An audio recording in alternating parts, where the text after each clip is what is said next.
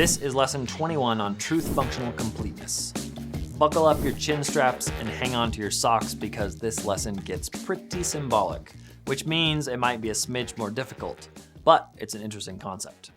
So in lesson 20, we found that we could reduce the number of rules of inference to be used in proofs. Turns out you didn't need the entire toolbox to get the job done. We could eliminate some of them, though at the cost of increasing the size of most proofs. Well, in this lesson, we'll see that the same is true for logical operators. Negation, conjunction, disjunction, conditional, and biconditional. There are our 5 basic logical operators. Want to hazard a guess at how many we need to do the work of all 5? Well, if you said 2, you're correct. We can get 2 logical operators to do what all 5 of them do. Maybe even fewer, though at the cost of increasing the complexity of most propositions. Now, you might be wondering, why are you doing this?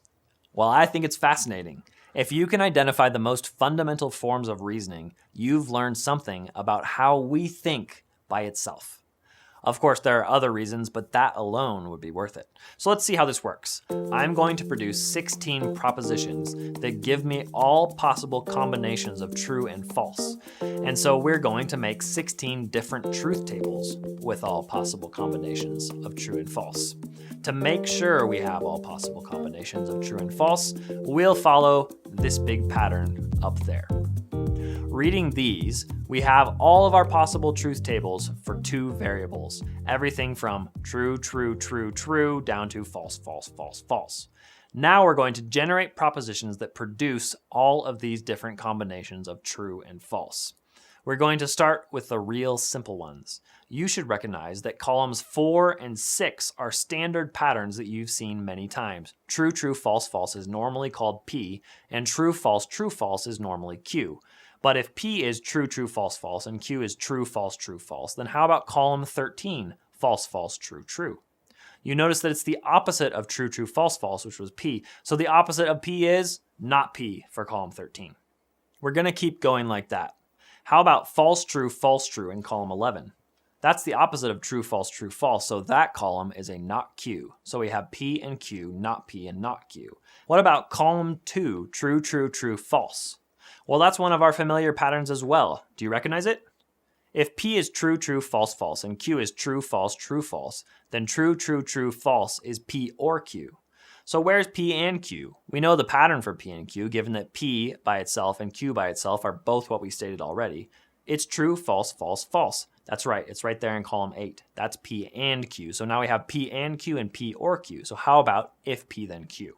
The pattern or the defining truth table for if P then Q is true, false, true. Where's that one? Right there in number 5. There's my if P then Q. What's the pattern for P if and only if Q? Well, it's true when P and Q are the same value and false when they're opposite values. So our defining truth table is true, false, true, right there in column 7. Okay, we've done the first 8 except for 1 and 3. How do I get true, false, true in column 3? That's not one of our standard logical operators, but look at column 6, which is Q, and then column 4, which is P, and add a conditional between them in that order. If true, then true is true, and in the second row of 6 and 4, if false, then true is true, keep on going down. If true, then false is false, and if false, then false is true. That means column 3 truth combos can be derived by if Q, then P, which is different from if P then Q. Remember, in case you're lost with where I'm getting the values for these variables, we're relying on the values of P and Q that we set at first. Now, if Q then P is also logically equivalent to not Q or P by material implication, which is logically equivalent to P or not Q by commutation. Well, now this leaves us with number 1 at the top. You should recognize that true is in fact a tautology, and so you can use any of your tautologies to produce that table. I'm going to go ahead and choose P or not P. All right, so how do I get the remaining 8 combinations? Let's look at number 16. If P or not P gives me true, what gives me false? That's a self-contradiction, so it may be simplest to choose P and not P. But if you think about it, a self-contradiction is the negation of true. And so I can actually negate the P or not P into not P or not P to produce column 16's combinations of true and false. Now, column 16 is the opposite of column 1, and column 13 is the opposite of column 4, and column 11 is the opposite of 6. What should you be expecting? 9 should be the opposite of 8, and sure enough, true, false, false, false is the opposite of false, true, true, true. So to produce false, true, true, true, I just need to negate the P and Q there, and that gives me not P and Q. Keep going. How do I get false, true, true, false? It's just the opposite of true, false, false, true, so I negate the biconditional. And then false, true, false, false is just the opposite of true, false, true, true, and so that's a negation of if P then Q. Keeping on, false, false, true, false is the opposite of true, true, false, true, and so that's a not P or not Q. Then false, false, false, true is the opposite of true, true, true, false, so that's not P or Q, and you can do the truth table in order to show that those are equivalent. And there it is. We have statements for every combination of true and false. It's beautiful. That shows the 5 logical operators, negation, conjunction, disjunction, conditional, and biconditional, are truth functionally complete. Another way of saying that is that those 5 logical operators form a truth functionally complete set. We can make every possible combination of true and false using only those 5 logical operators. We don't need any new logical operators, although we could invent some.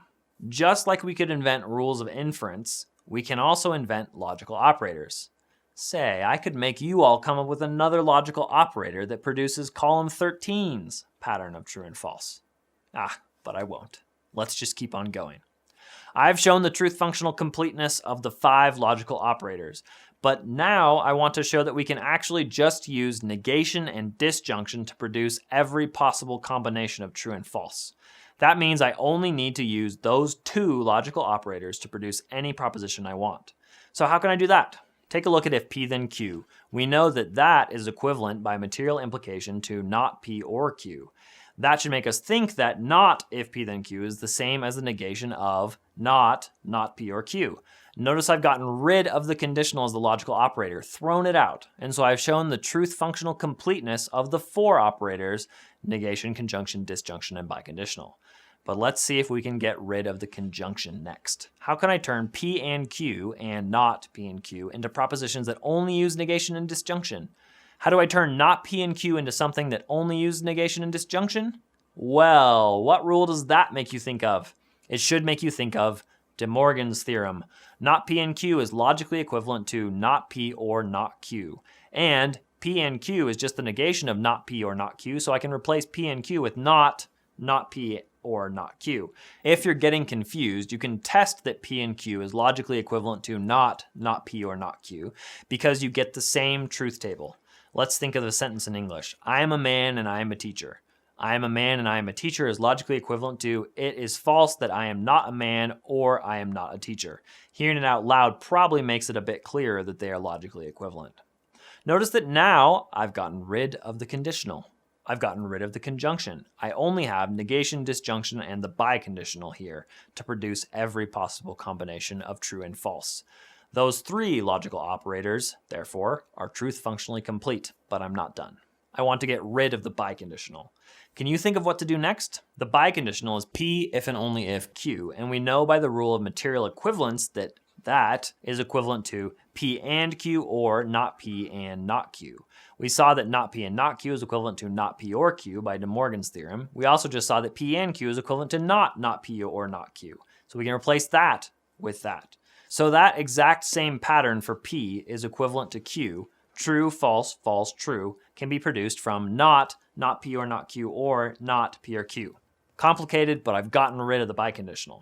Now I can get rid of that second biconditional in column 10 simply by negating the first one, and that's even more complicated, but I can make it a little bit simpler if I remember that not P if and only if Q is equivalent to not if P then Q and if Q then P, again by the rule of material equivalence. If P then Q is equivalent to not P or Q by material implication, and if Q then P we saw in column 3 was equivalent to P or not Q. Now we just have to get rid of that conjunction. Notice I have a negated conjunction. The rule of De Morgan's theorem will allow me to distribute that through and turn that conjunction into a disjunction. So this becomes not P or Q or not P or not Q, and that complicated proposition produces the truth value output for column 10. Whew. There it is. We've shown negation and disjunction together are truth functionally complete. Those are the only basic logical operators I use in all of this, and it gives me every possible combination of true and false. I don't really have to have conjunction. I don't really need conditional and biconditional. That's because I can use the negation and disjunction in order to produce those operators. But I'll admit using only two operators is pretty awkward. They're really long and complicated, so don't regret learning those other ones. They'll save you time, sweat, and tears. So, negation and disjunction together are truth functionally complete. And you may have asked this question yourself, and I hinted at it in the beginning. It is in fact possible to have a single truth functionally complete logical operator, but kind of a trick question because it's not among the 5 basic logical operators. But we can produce every proposition using a single logical operator. And one such logical operator is NOR. NOR is equivalent to not P or Q, but we're going to give it its own symbol. So let's give it the OR symbol and put a line over the top, sort of an upside down triangle.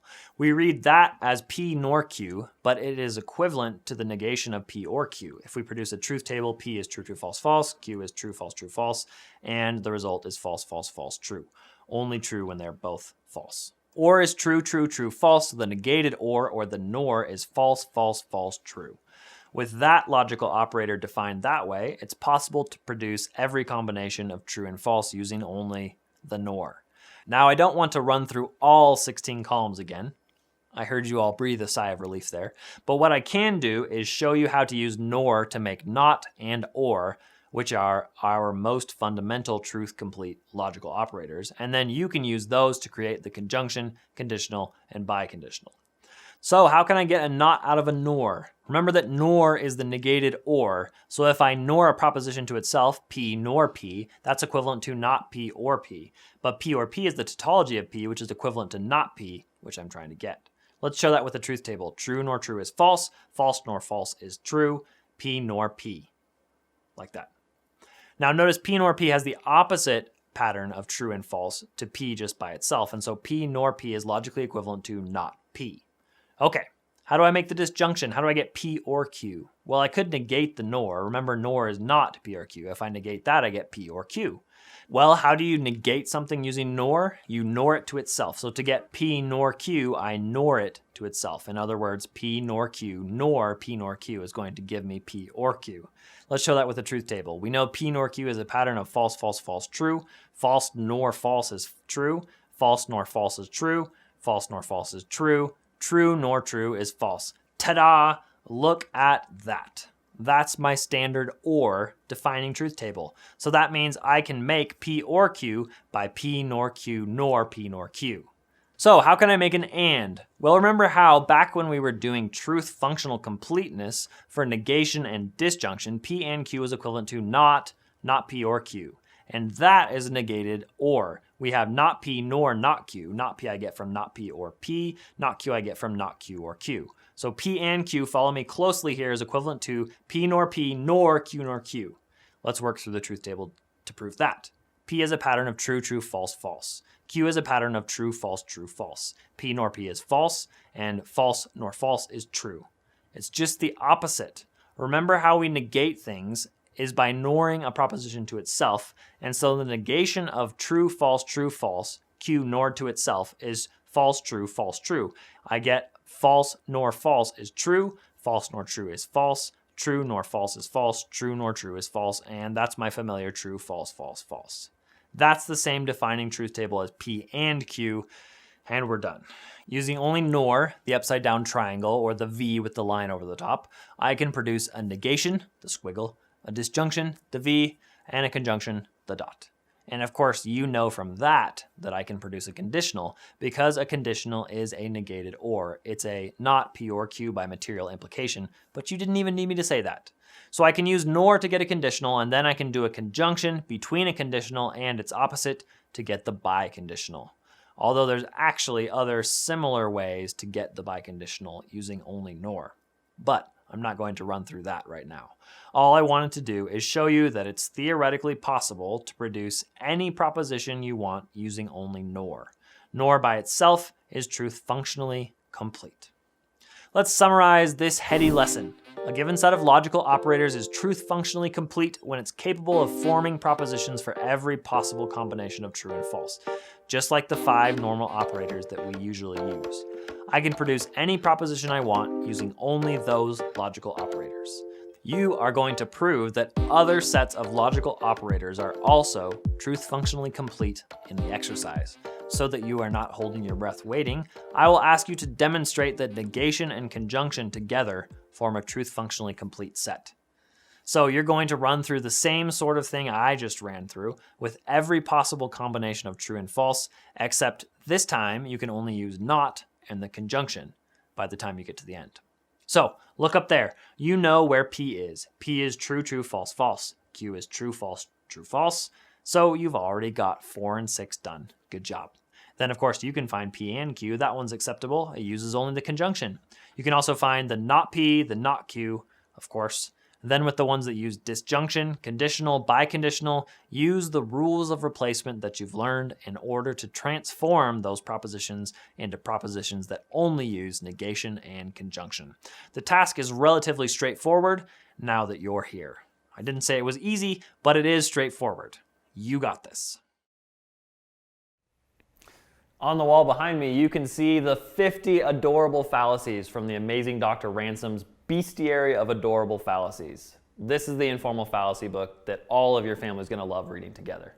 Second book I wanted to show you is a book written just for classical homeschoolers, Classical Me, Classical Thee, Squander Not Thine Education. This book explains why you have to do all the classes you're trying to do. So please remember to subscribe and hit the bell. You can check the links below in the description for these 2 books and anything else from Logos Press. Thanks for watching.